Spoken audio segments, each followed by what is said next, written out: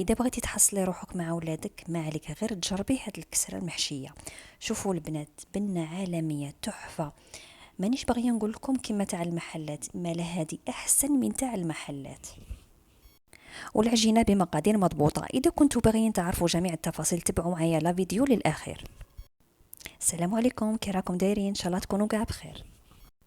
رايحه نعبر بالكوبلي في هاد الوصفه. شوفوا درت هنايا 4 كيلات تاع سميد رطب وكيلة ونص تاع فرينه، وزدت عليهم مغرف متوسطه ماشي معمره بزاف تاع سكر، ومغرف كما راكم تشوفوا ممسوحه تاع خميره الخبز، وربع ملعقه تاع ملح، وساشي واحد تاع خميره كيميائيه، ونص كوبلي تاع زيت.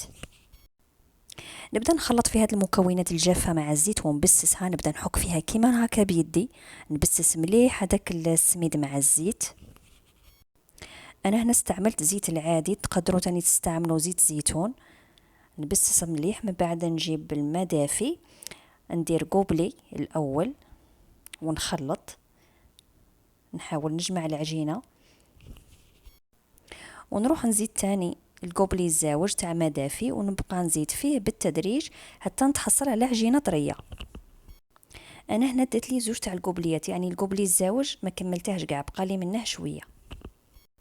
وكميه السوائل تبقى على حسب نوعيه السميد والفرينه، كاين سميد اللي يشرب والفرينه اللي تشرب، وكاين اللي لا. شوفوا هنا البنات زدت شويه تاع السانوش باسكو نسيته في البدايه.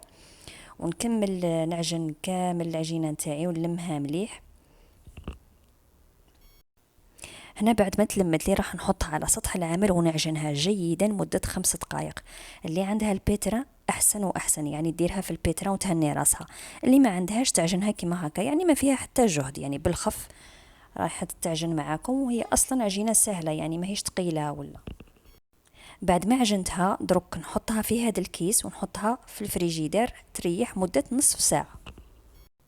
في الوقت اللي تكون العجينة تريح في الفريجيدير راح نبدأ نحضر في الحشو.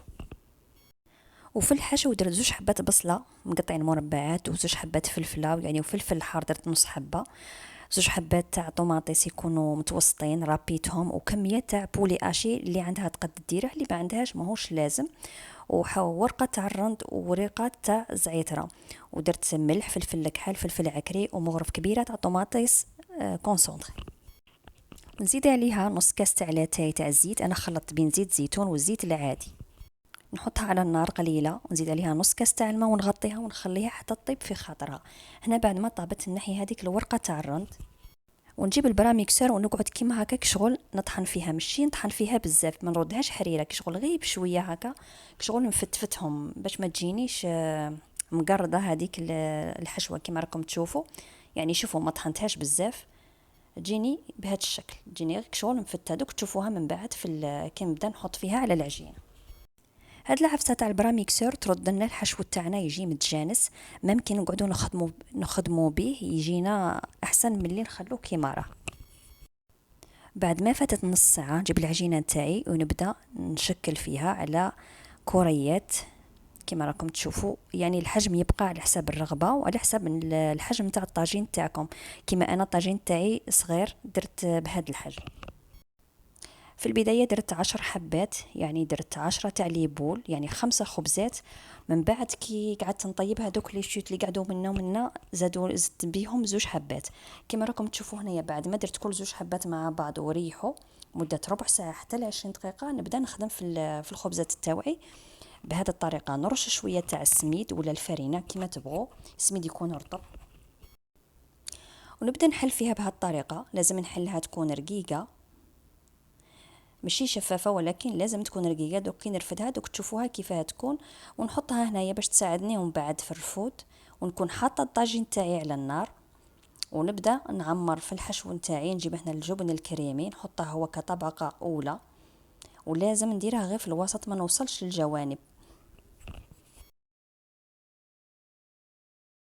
من بعد نجيب الحشو تاعي نزيده كطبقه ثانيه فوق الجبنه الكريمي. شوفوا الحشو كي نديروا له هذيك العفسه تاع البراميكسور، شوفوا كيفاه يجي على طبقه واحده، ما يجيش هذاك الحشو اللي يجي مفتت جهه تشوفوا جهه ما تشوفش كما يقولوا. ومن بعد نزيد الجبن المبشور، انا هنا استعملت جبن عادي يعني من رخيص، ماشي هذاك الجبن الغالي.